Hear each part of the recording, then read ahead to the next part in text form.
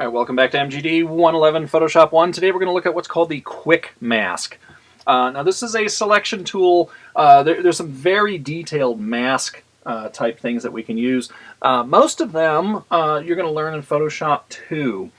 They get a little bit esoteric here, but the Quick Mask is kind of a cool thing that we can use once we've learned how to use our other selection tools effectively. So I have our girl here selected. We have a single layer that we're working on here, and at the very bottom, almost the very bottom of our tool palette, is this little icon. It looks like a rectangle with a dotted circle in the middle of it. If I click on that, whoa, everything went red, she's on Mars, ah!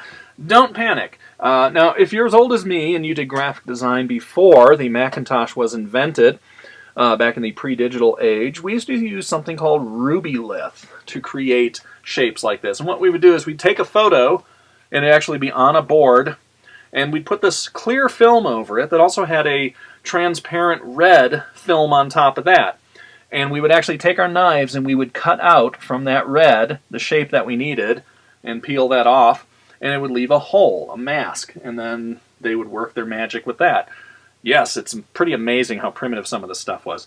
The cool thing about this is it shows us a pretty accurate view of what our shape is going to look like. Now, we can also use various tools when we're in this mask mode to define our selection. And by the way, I just want to point out to you, if I click on this mask tool icon again, it just takes us back to our regular selection. So I'm going to go in here. Let's say I wanted to make a softer edge at the very bottom of her picture here. I'm going to zoom in a little bit so we can see it better. So I'm going to use my lasso tool again like we did before. So I'm going to just highlight part of the picture here, and I'm going to hit delete, and it's going to ask me, do I want to fill that with the background color, which, if you notice, your background colors here have switched to black and white. What it's going to do is it's either going to cut a hole or it's going to make it solid. So I'm going to hit OK and see what happens here. It removed part of the mask there, so if we wanted to have a soft edge below the picture added to that, we could do that. And I'm going to hit Command Z there. In this case, I'm going to hit delete, and I'm going to fill it with the foreground color. And you'll notice it actually filled that selection with that foreground color and is taking a bite out of the selection. So if I click back on this little Get Out of Mask Mode button, you'll see that I've now modified the mask. The cool thing about using the mask tool, once you get used to the fact that it's red and looks kind of weird, is it gives you a precise look at what your selection is going to be. You don't have to guess where that dotted line is, because notice I can't tell where the fuzzy part of this picture is. You know, does it bleed up into here? Does it go down to here? Where does it end over here? So I can actually preview with the mask here and see that. I can also use my other selection tools. Let's say my elliptical tool here.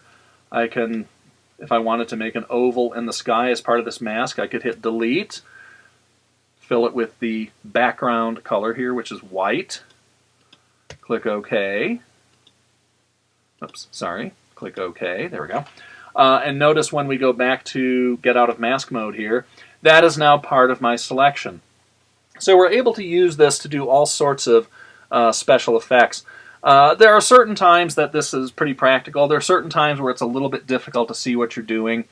If I wanted to cut out, say, this person here, I could go to the polygon lasso, and I'm just going to do this really quick.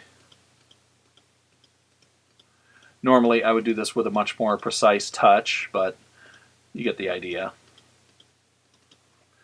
And again, if I hit delete, fill with background color, he's now part of our mask. And so we're able to see, unless you're looking at something that happens to be filled with a lot of red color, you're able to see what this whole thing looks like, and it kind of shows you in vivid color.